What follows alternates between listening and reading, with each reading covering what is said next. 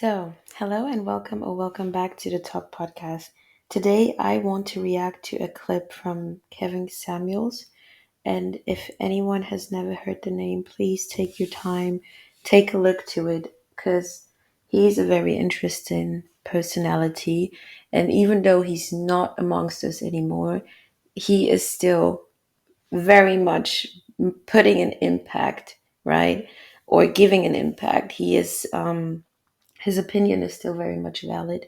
And I've said before in a different clip that it is quite surprising, this phenomenon, but nonetheless, he is doing a great job. So he was talking with men, advising them and addressing them with, just a harsh reality.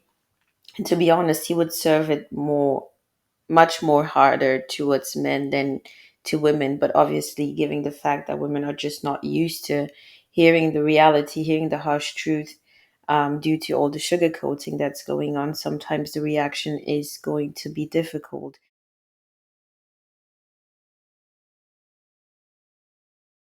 And whenever we are going to watch this clip together or other clips, do not forget that these people are adults and are making their own choices to yet call into his show and ask whatever questions or add to his topic, giving a positive impact or not, right? And sometimes you will see that some people, there are different people in this earth, and some people just, yeah, they live a completely different life than you. But I guess the reason why I want to do a bit more of his clips is I believe that across the board there is so much that people can learn from.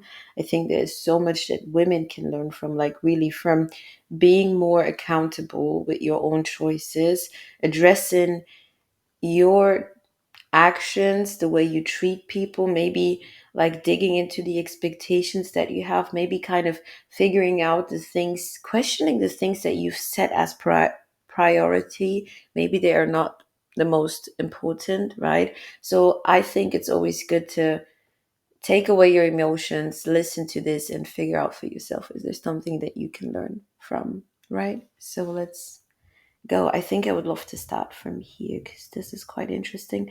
I took a look into like the first few minutes, but after that we're just gonna be watching this together. So I guess it goes from here. I do have a question. Go ahead. Yes.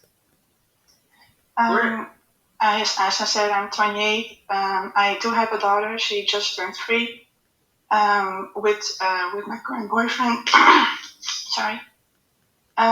We are together for more than 11 years. We still are together. What's the question? The topic was about women having to be independent, and he does view it that way. He does want to have our daughter to be independent, to be.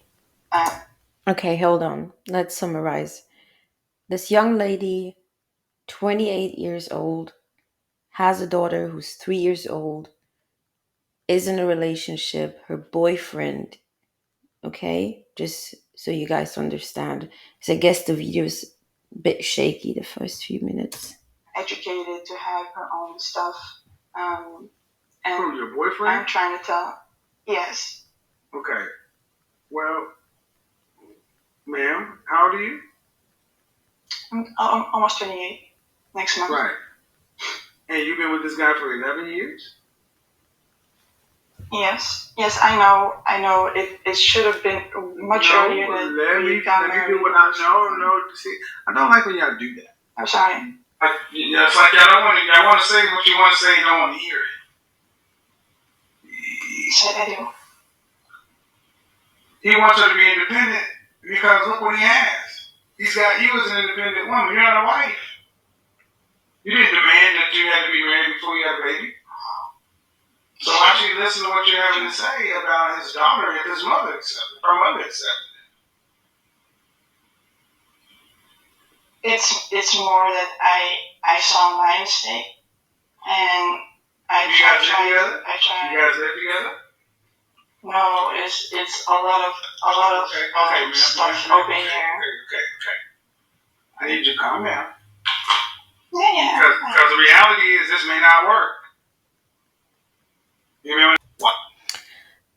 Let's summarize a bit. This is a woman, she's 28 years old, she's in a relationship, she's been with this boyfriend for 11 years, meaning since she's 17, and they have a daughter together. They have one child, she's 3 years old, and they do not live together. So for me, I guess I do have a whole lot of understanding for people who just need more time to take certain steps, and that's perfectly fine. But I guess given the moment that you now have a child and you still not live together, that could be difficult to me. I don't know what you guys think about that. And in a span of 11 years, it's just, there's just so many questions in my mind. Like, what have you guys been doing? 17 is quite young. 17 to 23, you could see why maybe they are not in that set. But now making such a choice, such a big choice, how should I put it? Making such a big choice to have a child together, right, is a far more bigger commitment than moving in together. Does that make sense? So why are we doing things backwards? And for anyone who's going to listen and is going to get hurt, triggered, I don't know. This is not what this podcast is about, right? This is not to bash, shame, or make fun of anyone out there or this lady. If we listen, this could be a great way to actually learn, right? You know how they say you can learn from other people's mistakes. And I guess it's time for us to start learning. For those who've done it wrong, that doesn't mean that you still not, I don't want to say done it wrong, but let's be honest. I said what I said. For those who've done it wrong, that doesn't mean you can still not learn from it or you can still not teach someone else, right? And there's so many young women out there who have a great chance to actually do it better. Why not help? So let's see. Why? It's financial. We don't. I'm in Amsterdam. I'm in the Netherlands, and it's very expensive living over here, and also with yeah, it's also with his parents, and hopefully this year we will achieve to be together finally as a family. You're not a family. We want to be. No. How old's your daughter? She just turned 3. Well, I gotta ask, why? Why have a baby with a guy who's not your husband, who you don't live with? And is he in Amsterdam? Yes. No, I met him in Amsterdam. He just lives like a half hour away from me now. But he lives with his parents. Yes. Why?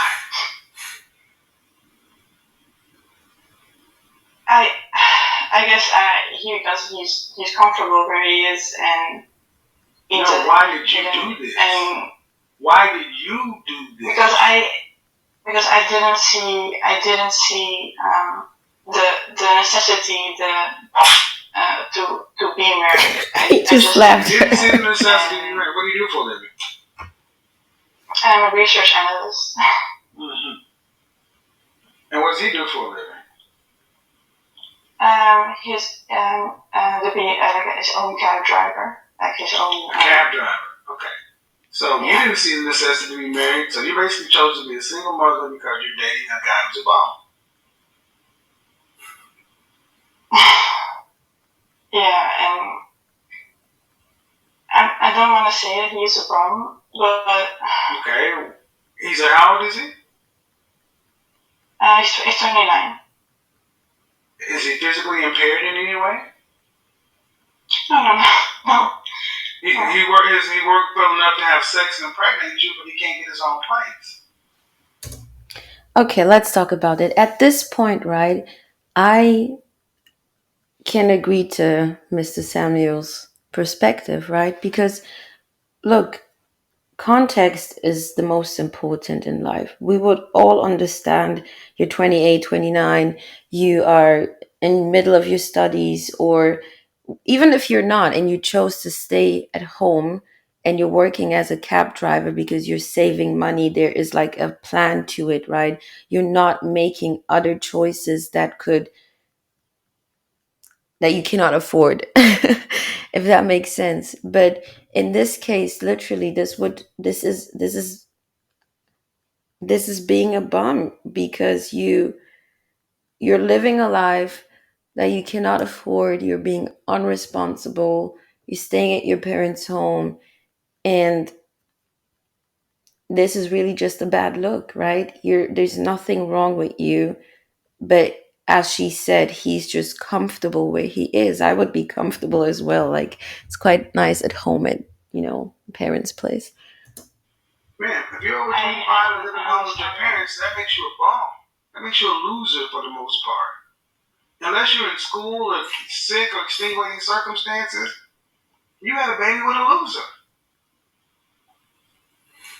And now you're trying to marry a loser. And worry about what a loser thinks. Because you didn't see the necessity to be married. Fine. But let's talk about the she's trying to marry him part, because I understand that nowadays there are so many factors why for some people it's just going to take some time, right? But in 11 years, you guys have never talked about marriage or proposal. And now it's once again your idea, your choice to now wanting to do this. But prior to that, you did not even see a necessity. Like, it's so mind blowing that you would skip such a important first step to get the commitment, but yet commit to having a child. It is mind blowing. You put yourself in this position. And what do you think? What do you think the outcome's going to be? This is a problem with independence. See, I will say this, and this may sound sexist, but you have money, you have a job, and now look at women make decisions, are allowed to make these decisions. Yeah, to be honest, why are they sitting there and talking about the daughter having her independency? Why is this even the topic right now? The baby's 3 years old, okay? Why is independency in the room attached to the child? That was the question she came in with initially, right? And now you being someone who's independent from what? That's actually something that I used to talk about. I've done this on so many episodes, and I will keep doing this because it's important to understand this idea of independency, and you can do it all on your own, and you can conquer the world, and you're strong and independent, and you're a boss chick, and you're working all these long hours, and it doesn't matter. You can do the same thing what men can do, and you can take care of your child on your own. You don't need a man. Who needs a dad? All these stuff, right? Is that really independency, or does that actually put you in a position of much more struggle and hardship? Because now she is, I mean, lucky for her, let's say she's making like 60, maybe 80, depending on where she is, what company, whatever. But she's definitely not making, she's making good money. Sorry, that's what I'm trying to say, right? For her alone, she's definitely making above the average, being still quite young, right? And with one child, definitely, I'm sure she could afford it. But in what kind of position have you yet put yourself? Now, all the income that you have is basically, how am I going to manage and structure and make sure that this child has all they need for the future, for things that go wrong? You're just putting yourself in a much more stressful position. You can do it on your own. I bet you can do it on your own. Now you have to do it on your own, right? Yes. Are there some systems who generally support women to, figure it out, go through, but what kind of position is that? Is that independency? If that is independency, then I am not signing up for that. And I would admit, or I would recommend, sorry, for women not to sign up to this. It doesn't make sense. It really just doesn't make sense. So no one should feel sorry for you. I don't want to. But you're still worried about him and talking about him and what he wants to do. It's like, well, that's why I say therapy is so important, man. But something's not.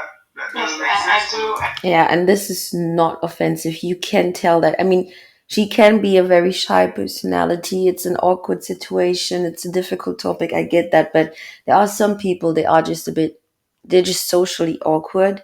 And there are different reasons for that, right? It can be some kind of life experience. It can be because you are lacking life experience because you're just not amongst people or whatever. But the best thing that can actually happen to you is when someone is honest. When someone looks at you and tells you, especially she called into that, right? She's doing this to herself by choice. But if someone is honest to you, is the best thing that can happen to you. What you choose to do with that honesty, that's on you. Most people they're defensive to it. Most people they listen, they just don't take it really. And then when it's too late, they start telling you stories about whatever. I do. That makes sense that you would worry about what a cab driver do with his mama think. I do have an appointment for therapy. Good for you. But I also see. I guess good for you. I need to be honest, sorry for interrupting, but I need to point out, I've never been to any kind of session like that, right? So I guess if people take the effort and find someone that is going to help them overcome, please do, right? I just guess that it's not easy to find that someone. But nonetheless, if there's something that you can tackle on your own and try to just becoming one step better than yesterday is already a great step. Does that make sense? Right? Because all these therapists nowadays, I personally am quite suspicious. I mean, you see what's happening nowadays, and you just wonder if that's a trustworthy person to share your issues with, because they're facing issues as well. But what do I know? The reality of things, I don't see myself finding another person that. Oh, okay, there we go.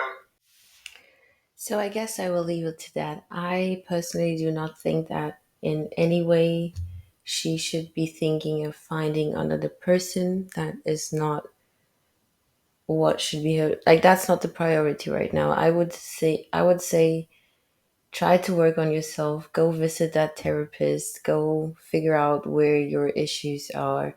Hopefully the relationship turns out to be better than, what could actually, I don't know, let's just keep it at that, right? I hope you guys had fun, and I hope that there was something that anyone out there could learn from it, right? I mean, there are some choices that we make in life and you kind of get a second chance to it, but with just, having a child without thinking about it is not the best choice to just do on a playful Saturday, right? So see you in the next one. Bye.